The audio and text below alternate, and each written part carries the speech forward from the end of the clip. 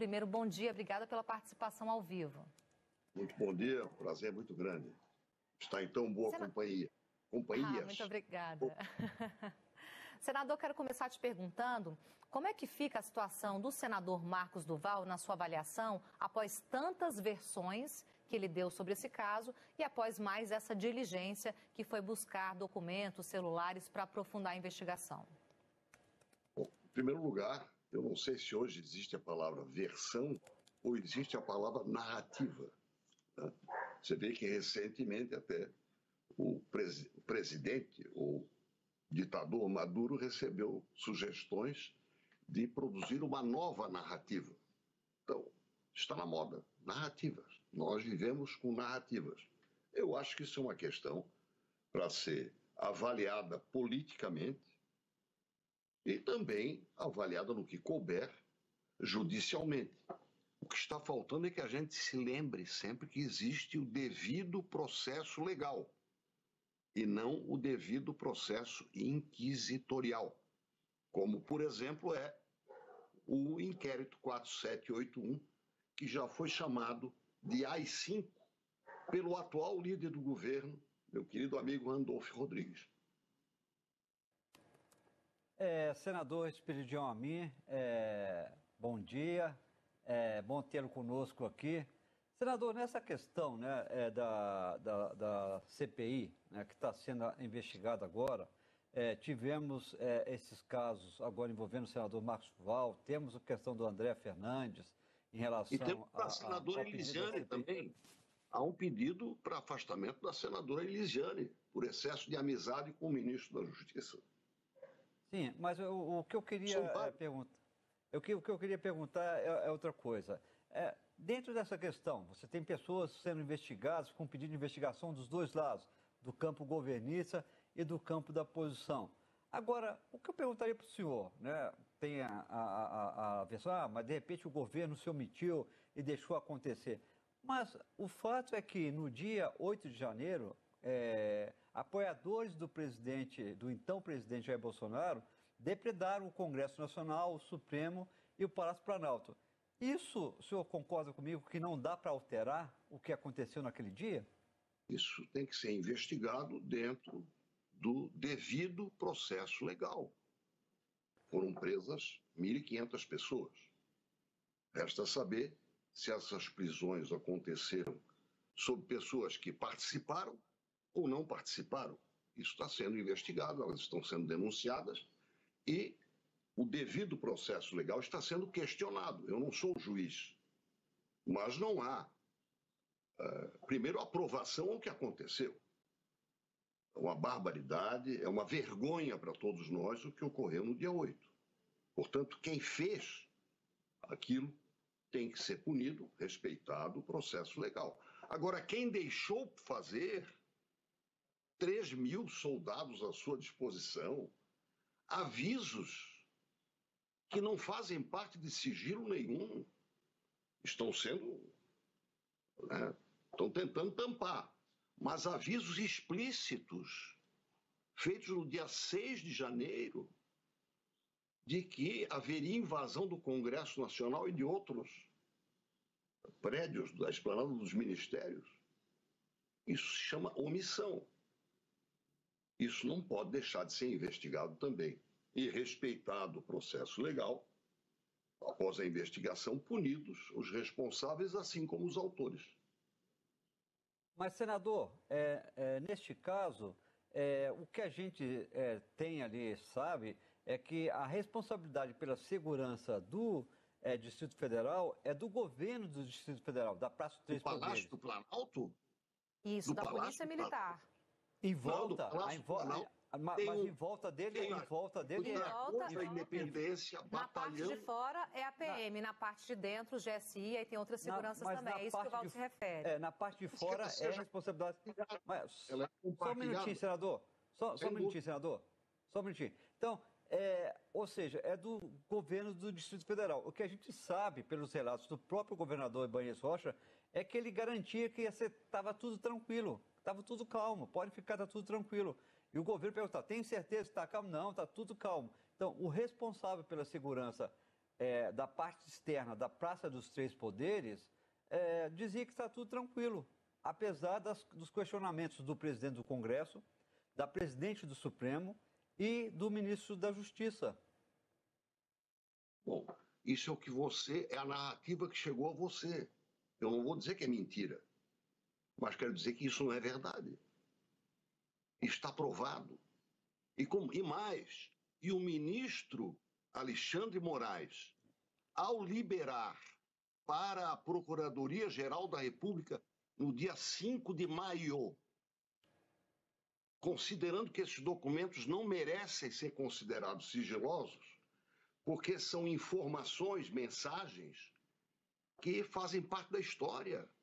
Não impediram o que aconteceu no dia 8 de janeiro, ele próprio decretou que eles não são sigilosos. Repito, é um despacho do ministro Alexandre Moraes, de 5 de maio, sobre um requerimento da Procuradoria-Geral da República, depois que a ABIN, no final de abril, negou acesso a esses relatórios. Esses relatórios não são mais sigilosos, eles apenas estão sendo escondidos. Mas já foram liberados para a CPMI ontem, através de um requerimento da senadora Elisiane. O meu requerimento de igual teor foi indeferido, mas o dela foi deferido. Os 32 membros da CPMI já têm acesso a tudo isso. 6 de janeiro, 19h40. O Sistema Brasileiro de Inteligência, SISBIN, criado por lei de 1999, todas as 28 agências e suas filiais, por exemplo, Polícia Federal tem 27 filiais. Só de cabeça de rede são 48 agências. 48 agências de inteligência receberam a seguinte informação: haverá invasão do Congresso Nacional e de outros prédios públicos. E a partir do dia 7, Supremo Tribunal Federal e TSE. Isso já não é mais sigilo. Primeiro, pela decisão do ministro Alexandre Moraes, de 5 de maio. Nem deveriam ter sido considerados. E agora, no dia 1º de junho, a ABIN reconheceu que o relatório não era sigiloso. De forma que essa acusação de vazamento, disso que eu estou falando, é descabida, tanto para mim quanto para qualquer outro. Isso faz parte da história, Valdo. Houve a supressão do nome de um dos que receberam estas mensagens, ministro do GSI. Isso foi suprimido na primeira versão do relatório. O relatório verdadeiro só veio à luz. Aliás, a ABIN mandou para a Comissão de Controle de Atividades de Inteligência, no dia 9 de maio, a retificação do relatório, porque foi flagrada. Mas senador... Foi flagrada essa omissão por decisão do ministro do Supremo. Senador, se me permite, isso, pelo que eu entendi, a senadora Elisiane Gama não está se negando a investigar. Ela só acha que tem que começar a investigação pelos fatos que ocorreram, né? Pelo que aconteceu na cidade. Pela cronologia, né? E pela cronologia. Aquele atentado à bomba, a ameaça de uma bomba aqui em Brasília, a arruaça no dia 2 de dezembro, o encontro com senadores, as blitzes no dia da eleição. Então, mas depois teria se investigado. Eu concordo com o senhor. Se teve omissão de alguém, se alguém forjou algum documento da ABIN, isso tem que ser investigado, claro. Isso aí é óbvio que tem que ser investigado. Concordo com o senhor, tem que ser investigado. Agora, o que eu sempre falo é o seguinte: naquele dia, a segurança era do GDF, e o GDF dizia que estava tudo calmo, tudo tranquilo. Isso não é verdade, Paulo. Tanto era que o próprio Anderson Torres recebia os relatórios. Não, todos recebiam os relatórios, tinha que ter alguma reação. Quer dizer, mas é porque era da Polícia Militar general, mesmo. Basta consultar a primeira entrevista do atual ministro do GSI, General Amaro. Disse ele, à Folha de São Paulo, primeira entrevista dele depois da posse: se eu tivesse recebido aquela mensagem, eu não deixaria de reforçar o policiamento com os 2.000 soldados do Exército que estão disponíveis para preservar, inclusive, o Palácio do Planalto. Mas vamos ao cronograma, você tem razão. Ao propósito de investigar desde o dia da eleição. Tudo certo. Só que essa investigação já está sendo feita. Sabe por quê? Porque o início da CPMI foi retardado pelo governo. O governo não queria a CPMI. Todos estes fatos anteriores, atentado à bomba, dia da diplomação, avanço em cima da Polícia Rodoviária Federal, tudo isso tem que ser investigado e já está sendo, e a CPMI vai ter que esperar a investigação que está em curso e as suas diligências. Procuradoria-Geral da República, ou seja, Ministério Público, Polícia Federal e Supremo. Nós nos omitimos porque o governo retardou. Então, vamos receber tudo de fonte secundária. Agora, da omissão, ninguém investigou nada. Nada. Tanto é que você ainda está com uma narrativa ultrapassada. Sabe por quê? Porque toda a omissão foi ocultada até aqui. E a partir de terça-feira, essa caixa, que não é de Pandora, vai ser aberta. Agora, só para deixar claro, a gente está ouvindo aqui o senhor, é muito importante ouvir todos os lados, que de fato cabe à Polícia Militar a segurança dos três poderes, isso está na lei. Ao GSI cabe também esse acompanhamento que o senhor falou, são duas coisas, dois pontos que o senhor está tocando, que são paralelos, né? Um não exclui o outro. E eu já quero agradecer também pela entrevista aqui ao vivo, ao Conexão, para a gente tocar nesse assunto que ainda vai repercutir. Pode falar. Só quero lembrar uma coisa, não é verdade isso que você está falando. Desde o impeachment da presidente Dilma, que existe um protocolo que envolve forças federais e estaduais. Existe uma coisa chamada Guarda Verde. Isso tudo foi ignorado em termos de responsabilidade até agora.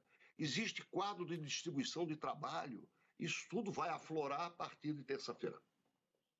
Agora, senador...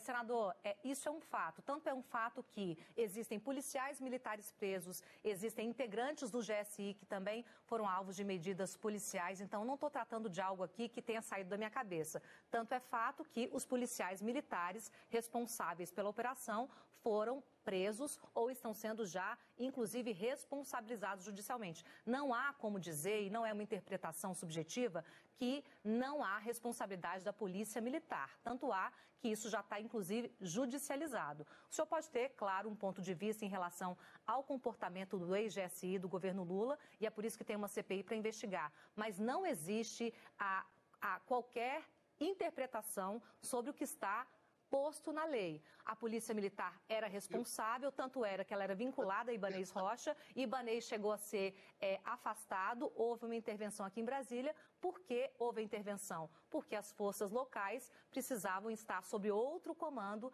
que não era do Ibanez temporariamente. Tudo isso que eu estou tratando é decisão judicial, não é interpretação e também não é nenhuma análise sobre o que aconteceu no dia 8 de janeiro. Eu votei contra a intervenção. Mas ela ocorreu. Eu tinha razão. Sabe por quê? Porque o próprio governador disse, eu falhei, admito, mas outros falharam. Esses outros nunca foram investigados, até aqui nenhum. Nem o do GSI. Foi demitido, mas não foi investigado. Foi demitido? Não, foi convocado. Porque a sua convocação para a CPMI foi barrada pela maioria. Tamparam e continuam tampando. Terça-feira começa a abrir. E a gente vai acompanhar na CPI. Agradeço ao senador, lembrando que aqui hoje, ainda no Conexão, como a gente ouve todos os lados... Não é outra versão, é outra narrativa. Agora, o senhor sabe que tem outra versão também, que lá dentro do Palácio Planalto, quem estava comandando a segurança do Palácio ainda eram assessores bolsonaristas. Outra questão que está sendo investigada também. Tem que ser investigado, direito de defesa e tem que ser punido. Exatamente, todos os lados. Sou do caminho do meio, eu quero a verdade. E ela hoje está parcial demais. Ela é parcial demais hoje, parcial demais. A verdade só tem uma só, não tem invenção. Senador, obrigado. Hoje a gente vai ouvir também o senador Randolfo Rodrigues, que é líder do governo no